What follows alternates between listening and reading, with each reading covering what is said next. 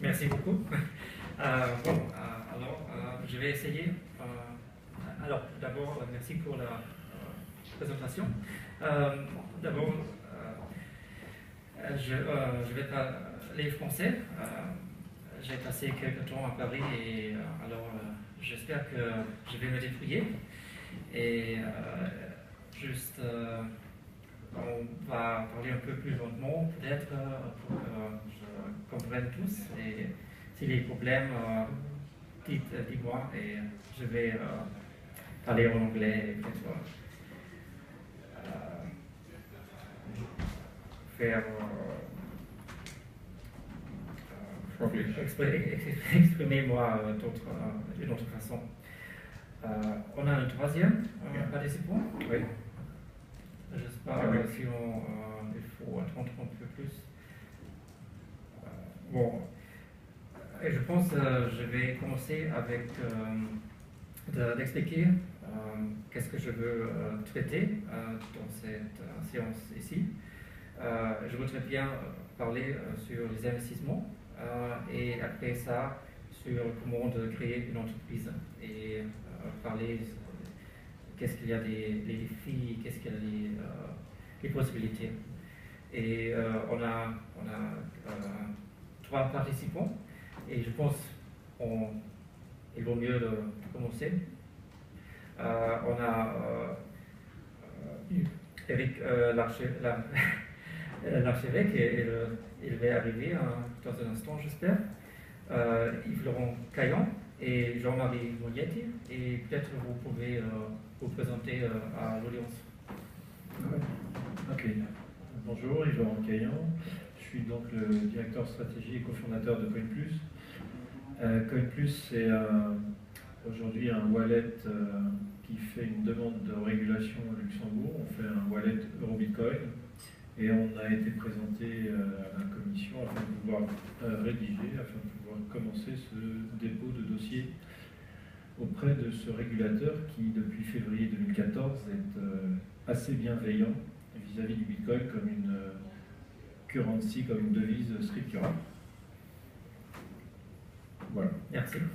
Alors, mon nom est Jean-Marie Mognetti, je suis le partenaire de Global Advisor Jersey Limited, qui est l'investment manager de Gabi, c'est Global Advisor Bitcoin Investment Fund, qui est le premier fonds complètement régulé et avoir obtenu une régulation par un régulateur reconnu.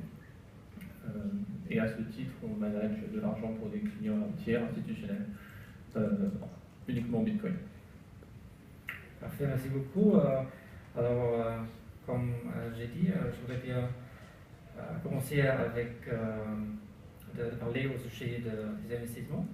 Et je pense que beaucoup des gens, des personnes ici ont acheté un peu de Bitcoin ou ils ont acheté des physical Bitcoin ou des altcoins ou quelque chose comme ça.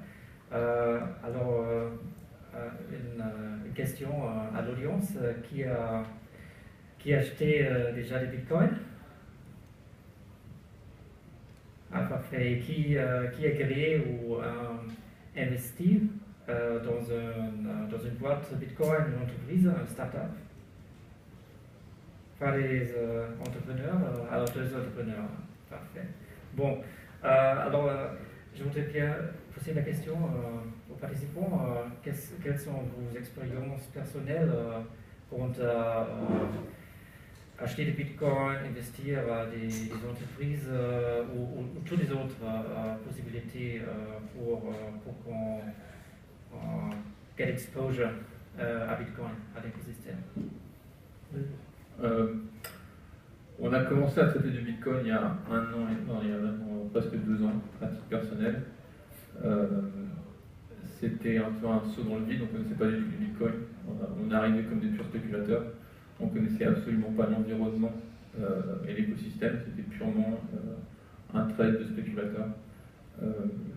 Plus on a commencé à investir, plus on a réalisé le vrai potentiel qu'il y avait derrière, et quel était le sous-jacent en fait de tout ça, qu'est-ce qu'il y avait comme écosystème derrière, quelle était la technologie qui était derrière, et on a commencé à se rendre compte qu'il y avait un potentiel de croissance qui était bien au-delà du simple trade d'arbitrage qu'on voulait faire au départ. À partir de là, on a rencontré deux problèmes finalement. Le premier problème, c'est qu'on est des commodity traders, on traite des matières premières, et que le régulateur nous impose de devoir reporter nos trades personnels. Et notre compliance officer est venu nous voir un jour, il a 63 ans, il est venu nous voir un jour en disant comment je reporte au régulateur cette ligne Bitcoin. Et évidemment, on s'est dit, là il y a un problème. Le deuxième point, c'est que nos amis de Bitfinex nous ont appelés pour nous dire vous êtes un peu trop gros sur l'exchange, je crois que vous nous dites qui vous êtes parce que les banques commencent à plus nous suivre, parce que vous bougez trop d'argent par rapport à nos clients habituels. Vous éveillez des suspicions de nos banquiers. Donc on avait deux problèmes, un problème de légitimité et un problème par rapport au régulateur. Et on s'est dit qu'il y avait peut-être une fenêtre d'opportunité pour créer un véhicule qui permette à des personnes qui ne connaissent rien au Bitcoin mais qui vont être tout de suite effrayées par la complexité de l'approche et par le nombre de risques qui sont liés à tous ces Bitcoins, ne serait-ce que les différents exchanges et compagnie. Donc on leur proposé de régler ce problème-là pour eux et de les laisser se concentrer sur le fait que ce soit un pur projet d'investissement comme ils investiraient dans un fonds global macro ou dans un fonds equity. Et donc tout au long de ce programme, on a vu différents problèmes d'investissement, ne serait-ce que sur la qualité des exchanges elles-mêmes. Donc évidemment, on peut acheter du Bitcoin de manière complètement OTC en passant un coup de fil à Second Market ou à n'importe qui, mais bon, les prix ne sont pas forcément très compétitifs. Donc il y a une autre approche qui est forcément l'exchange, mais les exchanges vont et viennent. Est-ce que vous utilisez beaucoup OTC? On l'utilise, enfin ça dépend des prix, ça dépend de quelle vitesse on veut rentrer, quelle taille on veut rentrer. On ne peut pas rentrer, on peut pas traiter $1 million sur un OTC, enfin on peut pas traiter $1 million sur un exchange sans courir un phénomène de slippage, alors que OTC on peut faire un trade très facile $1 million sans problème, avec un seul prix. Ce qui rend toutes les tâches de back-office et middle office très simple. Donc on utilise l'OTC pour les gros trades et beaucoup d'exchanges pour du market making et de l'arbitrage. Maintenant, le problème des exchanges, et c'est ce qu'on apporte à nos clients, en fait, c'est une sorte de... C'est que, comme je dis, elles vont, elles viennent, c'est-à-dire que certaines apparaissent, d'autres disparaissent, les volumes vont, les volumes viennent. On voit Bitfinex a clairement pris la tête ces derniers mois par rapport à d'autres exchanges, mais ce n'était pas le cas avant. On voit qu'il y a des manques d'investissement sur certains exchanges qui sont compensés chez d'autres. C'est aussi notre rôle de faire tout ce due diligence. Est-ce qu'il y a aussi des assurances pour utiliser des échanges, alors, des risques qui est il n'y a pas d'assurance telle quelle. Beaucoup d'exchanges aujourd'hui commencent à proposer une certaine forme d'audit. Ça devient très discutable de voir comment l'audit est fait aussi, parce que un audit, par défaut, si on veut vraiment le truquer, on peut le truquer. Donc, à moins qu'on ait accès au rapport d'audit, moi je veux bien, mais ça ne suffit pas. En revanche, ce qu'on a, on a une solution avec un custody qui permet de storer nos bitcoins pour nos clients et nos bitcoins sont assurés. Donc, une fois qu'on a des bitcoins pour les clients, s'il y a un risque de vol, tout est assuré. D'accord, parfait. Alors, on a touché déjà aussi la question. De quelle manière on investit, parce que ça je pense qu'il y a deux questions. Première, qu'est-ce qu'on fait?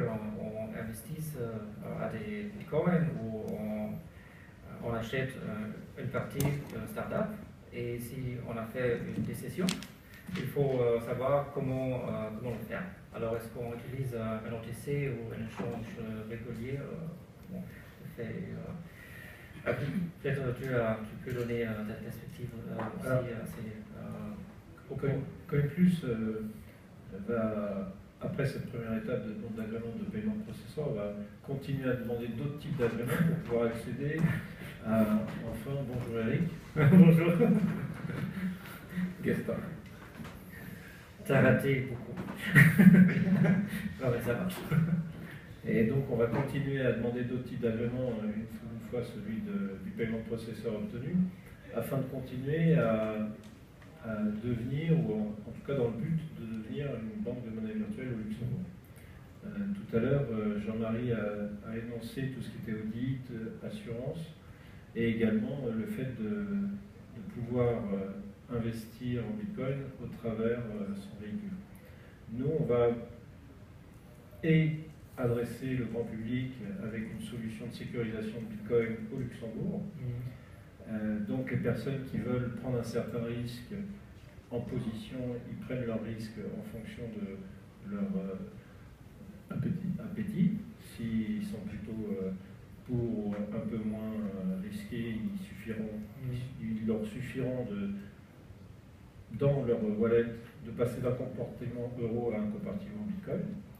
Donc c'est une certaine façon pour eux d'investir en Bitcoin. Mais ce n'est pas un investissement tel que le produit financier peut être décliné. C'est simplement une petite partie de leur dépôt qui peut être sécurisé en Bitcoin. Justement pour que je comprenne mieux, est-ce que vous offrez aussi les dettes, les instruments de dette de Bitcoin? Pas encore, pas à ce niveau-là. Là, c'est un simple dépôt. L'argent des clients n'est pas utilisé à une autre fin qu'à leur seule fin. C'est-à-dire qu'ils ont accès à n'importe quel moment à leur dépôt et on n'en fait rien d'autre que de les sécuriser. Alors, on a évoqué la régulation, on a évoqué l'assurance. Nous, on va essayer, et on va y arriver, on va essayer de proposer un portefeuille régulé et assuré au Luxembourg.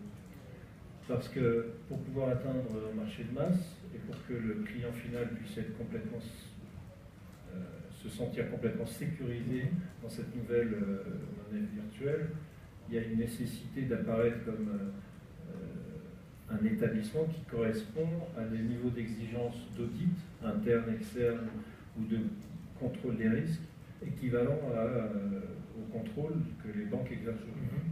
Donc, après, si les clients veulent faire, les particuliers, les individuels veulent faire une partie de leur petit dépôt en Bitcoin parce qu'ils pensent que ça peut valoir le coup, ça sera un moindre risque pour eux. De la même façon, on sera assuré pour tout ce qui est fraude, etc.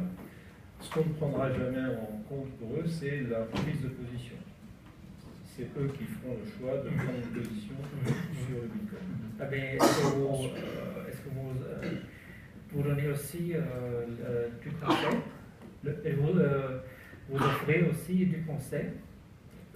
Alors, investment, pas à ce niveau-là. Research, ça apparaîtra dans les autres agréments. Ah bon, alors... là, on est en simple processeur paiement avec deux compartiments, avec une régulation et une assurance. D'accord. Et par rapport aux investissements Bitcoin, ça sera plus pour l'instant du particulier, même si on s'adresse d'ores et déjà à des sociétés financières qui cherchent à avoir un interlocuteur régulé et assuré, en tout cas au Luxembourg, qui traite Euro-Bitcoin. D'accord. Ah bon. Merci, je voudrais bien présenter Eric. Et peut-être tu peux raconter un peu ce que tu fais au niveau de Bitcoin et comment tu as fait la connaissance du Bitcoin et bon. Je m'appelle Eric Larchevêque, je suis entrepreneur et ingénieur. J'ai commencé ma première société dans Internet en 96. J'en ai fait un certain nombre et j'ai commencé à m'intéresser à Bitcoin en 2012 à peu près, parce que c'est une technologie qui est disruptive et je me suis toujours intéressé à ce type de technologie. Donc c'est ça qui m'a fait connaître à la base. Et donc j'étais sur un projet, c'est un comparateur de prix qu'on a revendu en 2013 et je me suis donc retrouvé avec du temps et un petit peu d'argent. Et je voulais vraiment investir dans le Bitcoin. Alors effectivement, vu que je suis entrepreneur, je voulais plus investir dans le Bitcoin en tant qu'écosystème et pas simplement acheter des Bitcoins et attendre que ça monte. Et j'ai bien fait puisque c'était à peu près en novembre, donc c'était là où c'était le plus haut. Donc j'ai bien fait de m'investir massivement en Bitcoin en tout cas. Et je voulais donc faire quelque chose dans l'écosystème et en France, puisque j'étais en France et j'ai pas envie de repartir à l'étranger parce que j'avais déjà passé 10 ans en Europe. Et quand j'ai fait le point sur ce qu'il y avait, il n'y avait pas grand-chose. Il y avait pratiquement qu'une seule société, Paymium, qui existait dans le domaine. et un petit peu des développeurs un peu éparpillés. Je me suis dit que probablement la meilleure chose à faire pour commencer, pour essayer de structurer un petit peu l'écosystème, c'était d'avoir une approche un petit peu transversale, un peu méta. Et naturellement est venue l'idée de créer la maison du Bitcoin, qui est un espace physique situé à Paris, pas très loin d'ici, dans le Sentier, en face de Numa, pour ceux qui connaissent. Donc c'est à 200 mètres carrés dédié au Bitcoin. Et l'idée, c'était de pouvoir présenter une image de Bitcoin beaucoup plus liée à l'innovation qu'à histoires de blanchiment, de Mt. Gox qui s'écroule, etc. Pour pouvoir prendre la parole auprès de la presse, mais enfin différents publics, donc la presse, mais aussi les pouvoirs publics, par exemple. Et donc dire que Bitcoin, c'était aussi un écosystème, des startups, des développeurs, etc. C'était le rôle de cet endroit. Ça a plutôt bien fonctionné parce qu'il y a une communication autour de Bitcoin qui était assez positive. Parce que pour une fois, les journalistes pouvaient parler d'autre chose que de la chute de la place de marché de Mt. Gox, du dark web, etc. Donc il y a une communication plutôt intéressante autour de Bitcoin. Ça a aussi été l'occasion de permettre aux startups bien d'avoir un endroit où elles pouvaient se retrouver, travailler. Donc on n'est pas un incubateur, c'est-à-dire qu'on n'a pas un programme avec les gens qui rentrent, les gens qui sortent, etc., avec un programme bien particulier, c'est plutôt ad hoc. Donc on propose un endroit où les sociétés peuvent travailler, peuvent louer des desks et se retrouver entre elles. Il y a des événements, on fait des meet-up, on fait des formations. On peut aussi investir dans certaines startups, on l'a fait. Mais voilà, c'est vraiment adapté en fonction des besoins. Et aujourd'hui, il y a 6-7 startups qui sont à la maison du Bitcoin, soit directement, soit indirectement. Et je pense que ça a pas mal contribué à faire évoluer un petit peu l'écosystème. Aujourd'hui, on s'aperçoit qu'il y a pas mal de gens qui s'intéressent à Bitcoin, qui veulent investir dedans, mais plutôt au niveau du seed, c'est-à-dire qu'on peut trouver pas mal de particuliers qui veulent mettre 10 000, 20 000, des sommes comme ça dans l'écosystème, qui veulent trouver des projets.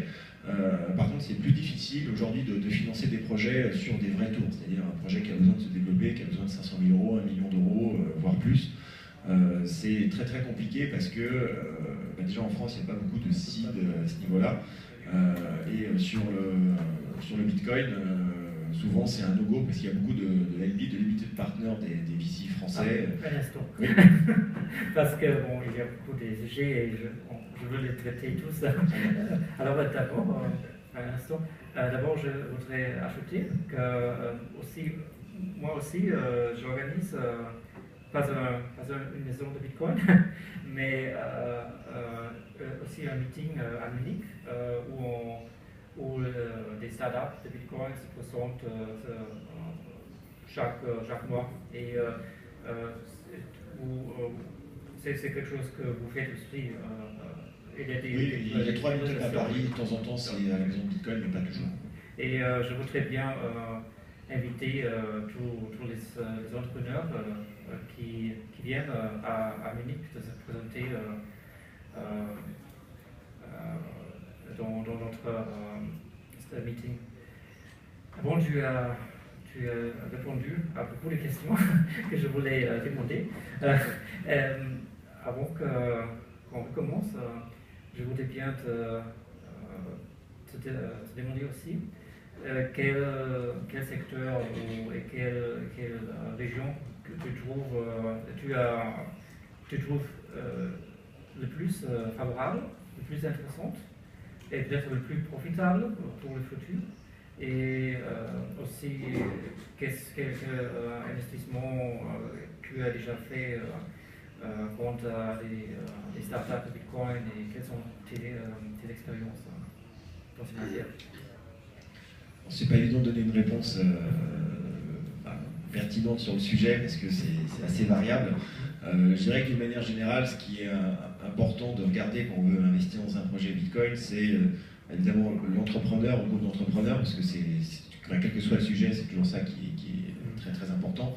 Mais surtout regarder la barrière à l'entrée, que ce soit d'un niveau technique ou alors de régulation, parce que il y a beaucoup de projets qui essaient de se faire autour de Bitcoin, qui sont souvent des projets pas très bien construits ou pas très techniques. Et voilà, il y a beaucoup de gens qui disent tiens, je veux faire en gros comme BitPay, qui ne savent même pas qu'il faut avoir une licence. En bref, les gens découvrent, beaucoup de gens se disent tiens, je vais faire quelque chose dans le Bitcoin, mais au final, comme c'est à la fois très technique et à la fois aussi très lié à la régulation, il faut toujours vérifier ces deux points-là. Et tous les projets dans lesquels on investit avaient soit en fait une technologie assez fondamentale, basée vraiment sur un directeur technique qui a une très bonne maîtrise de ce qu'il fait, soit basé sur la connaissance d'un framework régulatoire qui va permettre de mettre en place des choses que d'autres ne pourront pas, et la barrière d'entrée sera à ce niveau-là.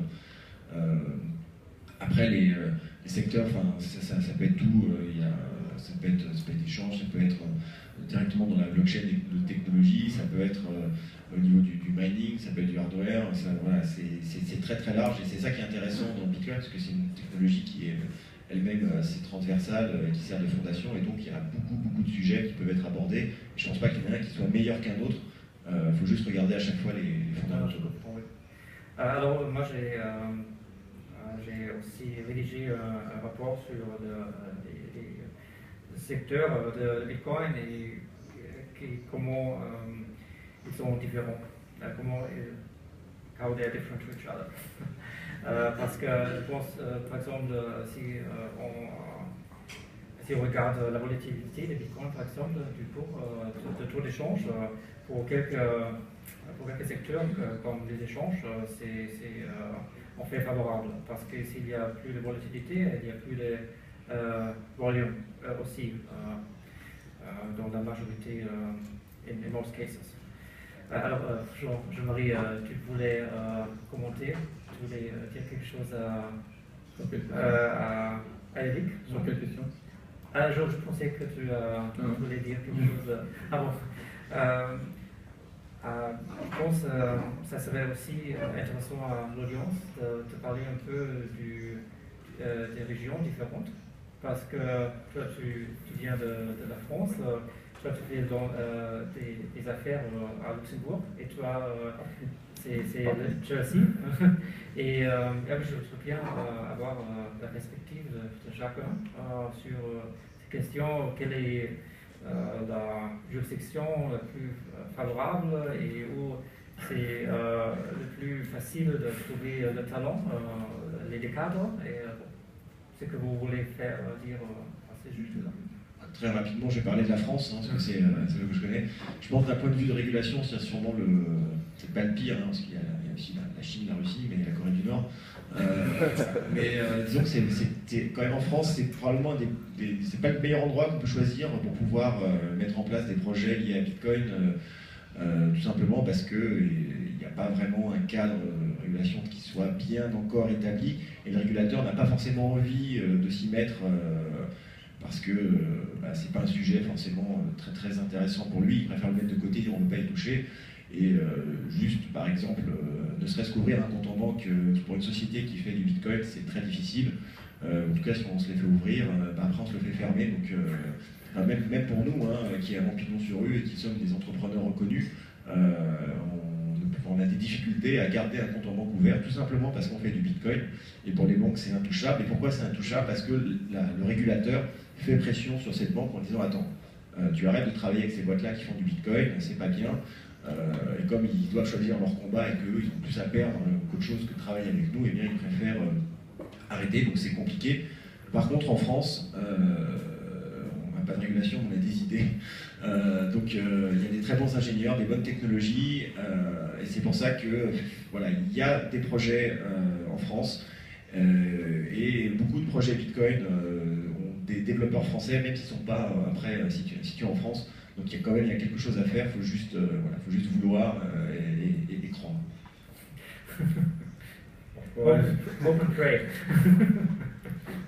Au Luxembourg, nous on a été acceptés dans la banque et caisse d'épargne de l'État du Luxembourg, donc il y a un environnement business un peu différent. Le Premier ministre Xavier Bettel, il y a 3 jours, dans un événement Internet Days, a continué à affirmer son intérêt pour la FinTech et au-dessus de la FinTech pour les virtual currency. Donc, quand le Premier ministre et le gouvernement donnent l'impulsion de vouloir être un des acteurs importants dans la FinTech et les monnaies virtuelles, ça aide un petit peu l'accès à différents types d'organisations publiques et privées.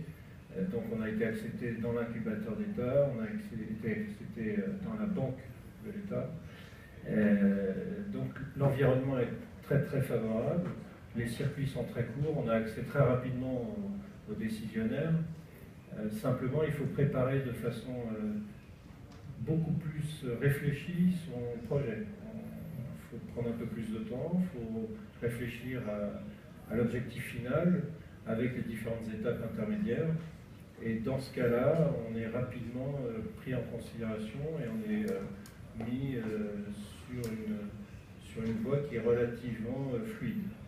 Les décisions sont assez simples à prendre parce que le gouvernement donne l'impulsion de vouloir créer un environnement favorable pour toutes les sociétés Bitcoin et en particulier FinTech et en particulier dans le Bitcoin.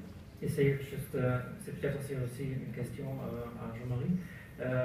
Une différence entre la France et Luxembourg et Jersey. France est beaucoup plus grande. Et j'estime que aussi ça fait une différence aussi parce que peut-être en France c'est plus difficile d'accéder des politiciens et les gens les régulateurs aussi. Quoi.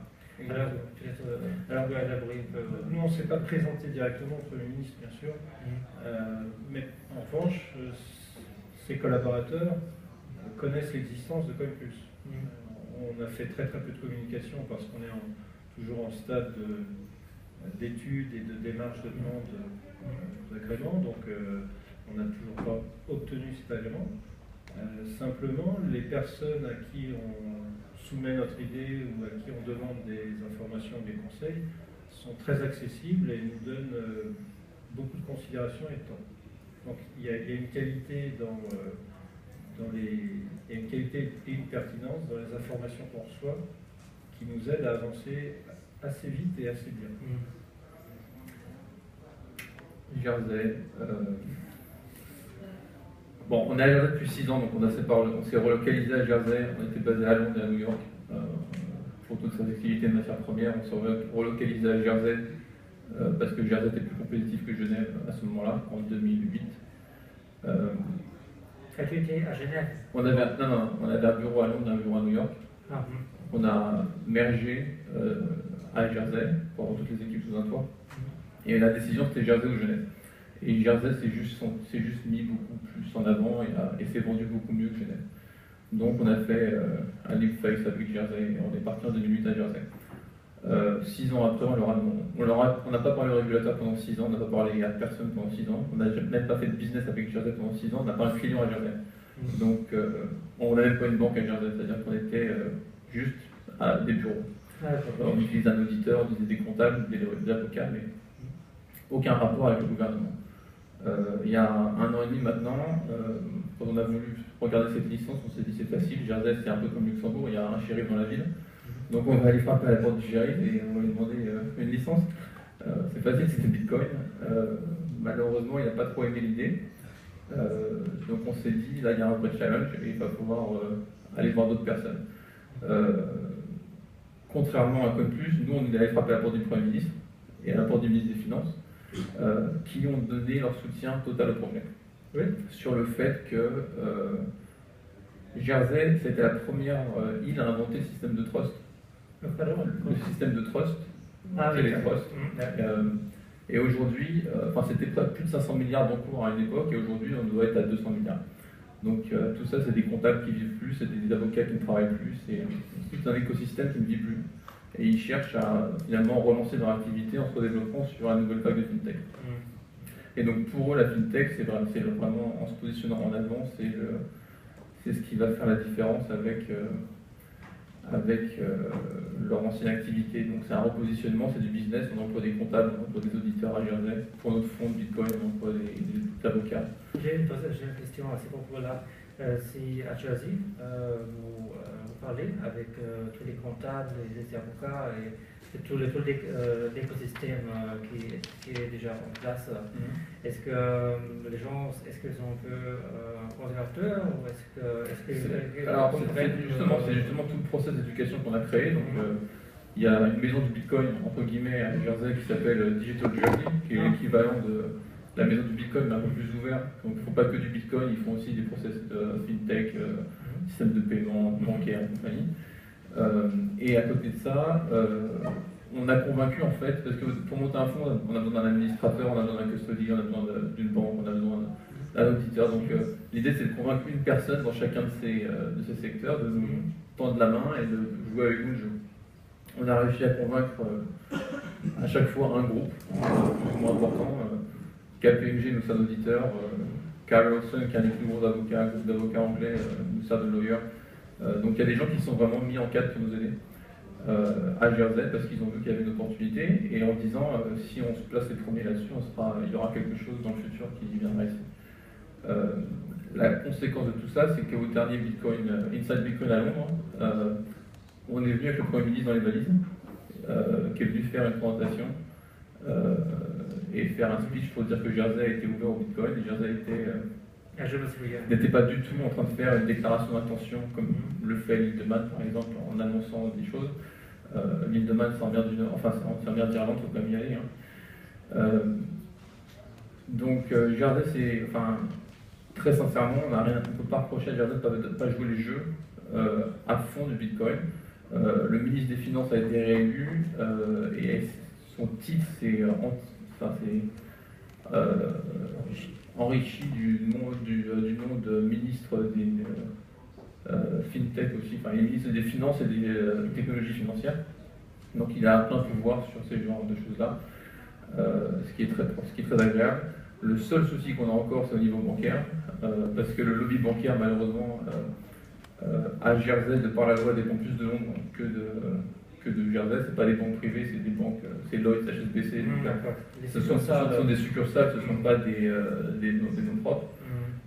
Ceci dit, on a des partenaires bancaires sans problème. Est-ce que je vais préciser, c'est pas qu'on n'a pas tapé à la porte du Premier ministre ou du ministre des Finances, c'est simplement qu'il y a des organisations publiques comme la Commission, la CSSF, qui est là pour nous aider et pour nous suivre dans la démarche de demande d'agrément. Et puis, par rapport au ministre des Finances également, il y a des initiatives telles qu'un déjeuner dans quelques jours, le 25, avec le ministre des Finances. C'est un événement organisé par la Chambre de commerce américaine et un acteur luxembourgeois. Et à l'occasion de ces événements, effectivement, ce sont des circuits très courts, c'est un pays assez petit, donc on est en direct et on peut poser des questions et avoir des réponses de la part du ministre. Une question à toi, Yves. Tu as dit que vous voulez créer une banque de Bitcoin. C'est un objectif. Donc c'est en cours de faire ça. Est-ce que vous allez obtenir aussi une licence bancaire? Alors, il faut pour observer peut-être, par exemple, des autres entreprises, des autres startups.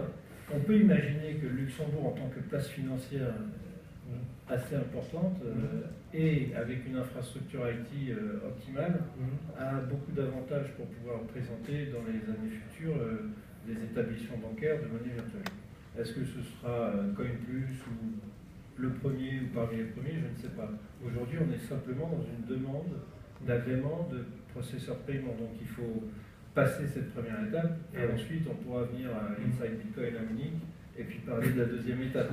C'est la bonne idée. Là on est dans une première démarche de demande d'agrément, on ne peut pas présager du futur. Je voudrais bien laisser un peu de temps pour des questions.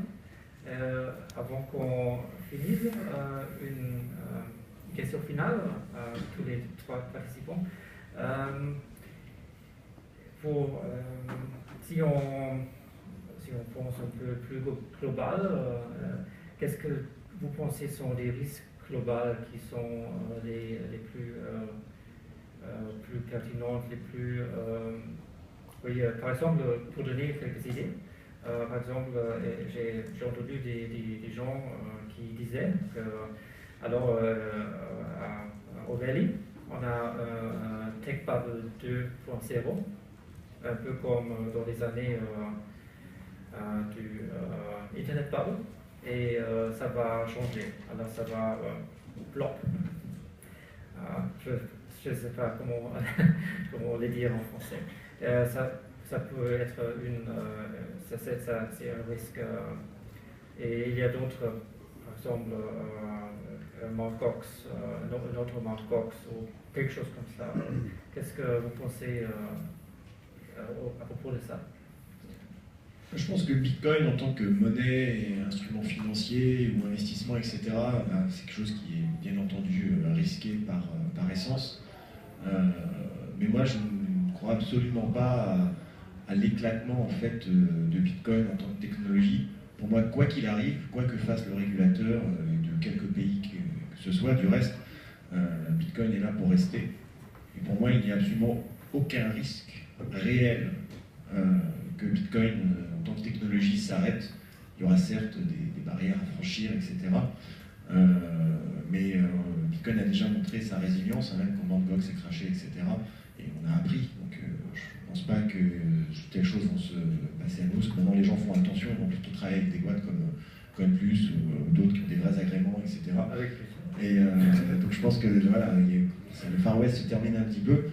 Voilà, mais d'une manière générale, je suis intimement persuadé et convaincu qu'il n'existe pas de risque systémique sur le Bitcoin et que c'est là pour durer et qu'il y aura des inside Bitcoin pour encore les 10 ans à venir au minimum.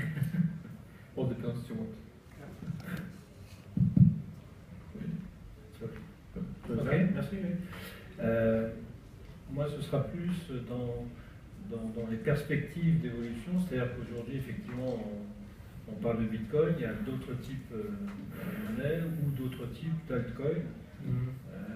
Et puis il y a tout ce qui pourra être effectué dans le futur, sans parler de Bitcoin en tant que monnaie, mais d'outils qui permettent de faire une transaction. Donc il y a beaucoup de démarches, d'initiatives. Je pense que ça va sortir au fur et à mesure des années. En tout cas, il y a beaucoup à faire en termes de nouvelles façons d'effectuer une transaction, que ce soit de pair à pair ou que ce soit d'un point A à un point B. Et ce qui est intéressant au-delà de cette monnaie virtuelle, c'est que grâce à l'Internet ou grâce à tout ce qui est digital, on peut peut-être encore continuer à fluidifier les échanges mondiaux ou des échanges régionaux en dehors de ce simple Bitcoin en tant que monnaie. Ah oui. Par exemple, tu penses à des initiatives comme Counterparty ou aussi des solutions pour le transfert de la monnaie comme Stellar ou Ripple et tous ces oui, il y a beaucoup de choses à venir. Alors après, peut-être qu'il y aura une monnaie des avocats ou une monnaie de quelle multinationale qui veut effectivement faire des transactions intra-groupes. Pour l'instant, il y a beaucoup de groupes qui pensent à créer leur monnaie, mais au-delà de la monnaie, il y a quand même des belles perspectives d'évolution de ce protocole en tant que protocole de transaction. En tant que vilain spéculateur, on sera s'adapter quoi qu'il arrive. Maintenant, en tant que technologie adepte et entrepreneur, il est sûr que le blockchain va rester, il est sûr que toutes ces Bitcoin technologies vont rester. Je crois pas du tout au fait qu'un autre altcoin va prendre le dessus, pour des raisons très simples, c'est qu'il y a tellement d'argent qui est investi aujourd'hui dans le Bitcoin écosystème que ça serait juste une folie.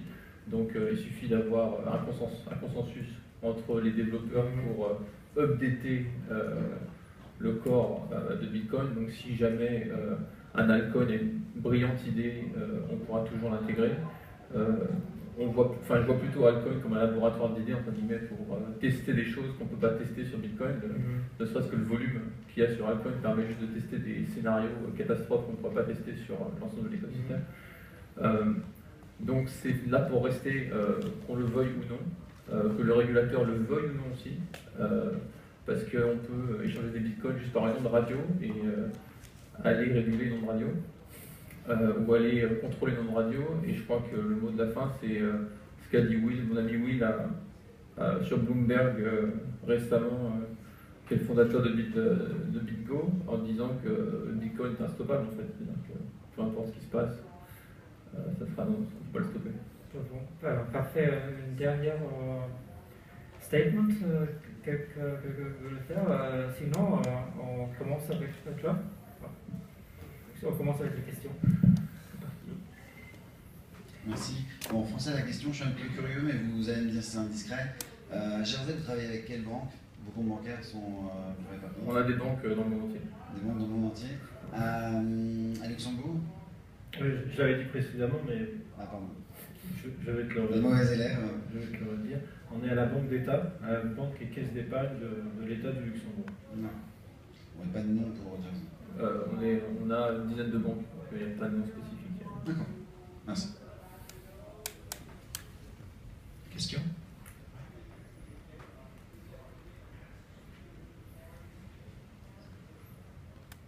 Bonjour, une question pour monsieur du Luxembourg.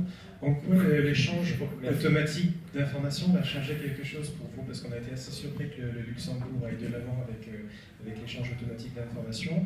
Étant donné les spécificités du Bitcoin, on se demande un petit peu comment ça va se traduire concrètement, vous, dans votre activité professionnelle. Il y a plusieurs remarques. La première, c'est qu'est-ce que vous appelez par spécificité du Bitcoin? L'anonymat, la crypto, tous les principes de la crypto-monnaie, en fait. Donc, Alors, c'est ça. Si vous voulez, la démarche de l'État du Luxembourg, c'est de dire que, en tout cas par la notice officielle du 14 février de la Commission, de la CSSF, qui s'occupe de tout le secteur financier, c'est de dire que, OK pour le Bitcoin en tant que monnaie scripturale, mais il faut passer par la régulation pour pouvoir y accéder. Donc si vous dites ça, vous dites qu'en fait vous allez donner un agrément à un acteur qui va pouvoir contrôler les entrées-sorties, tant au niveau des personnes qu'au niveau des flux. Si vous maîtrisez les entrées-sorties au niveau des personnes et des flux, ça réduit peut-être cet aspect de cette spécificité de Bitcoin dont vous parlez.